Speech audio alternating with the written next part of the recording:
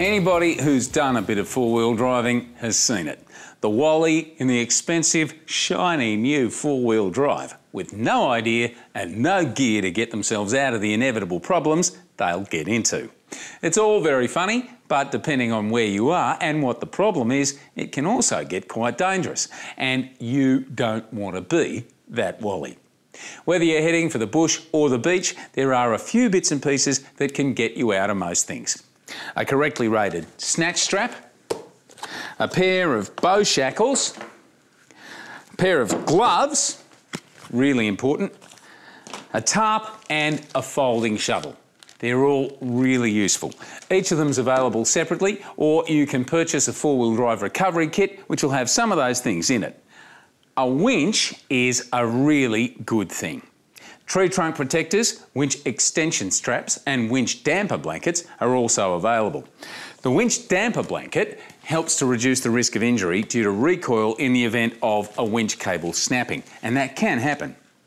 If you're going anywhere near the sand, a 12-volt air compressor, pressure gauge and tyre deflators are a good idea. You can deflate a tyre by eye and re-inflate it at the nearest servo, but that really isn't accurate and can produce unpredictable handling. You also run the risk of overheating the sidewalls when driving at speed prior to re-inflation, and this can cause a blowout. A tyre deflator is a little tiny thing but can be tremendously useful when you want to lower the air pressure in your tyres. It makes it really easy.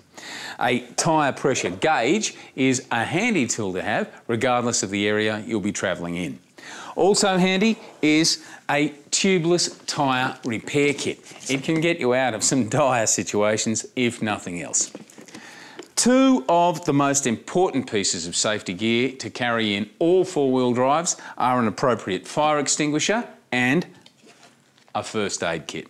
They could potentially be the difference between life and death. The fire extinguisher should be mounted somewhere within easy reach where it can be grabbed at a moment's notice. Well, now that you've got all the gear, you'll need somewhere to put it. A lockable steel box is the ideal solution. There are a range of different sizes and materials available. However, the best thing about a steel box is that it can be bolted down to ensure your brand new gear doesn't become someone else's. For most people doing weekend treks, it's hard to justify the cost of a long-range fuel tank, but a jerry can or two is ideal for the occasional trip maker. Jerry can holders are also available, and this makes it easy to mount your extra fuel storage safely outside your vehicle. There are a lot more bits and pieces that can come in handy and get you out of a spot. Things like these max tracks, for instance, they're fantastic. But what we've just covered should see you right as long as you're travelling in a group and are rarely in true remote locations.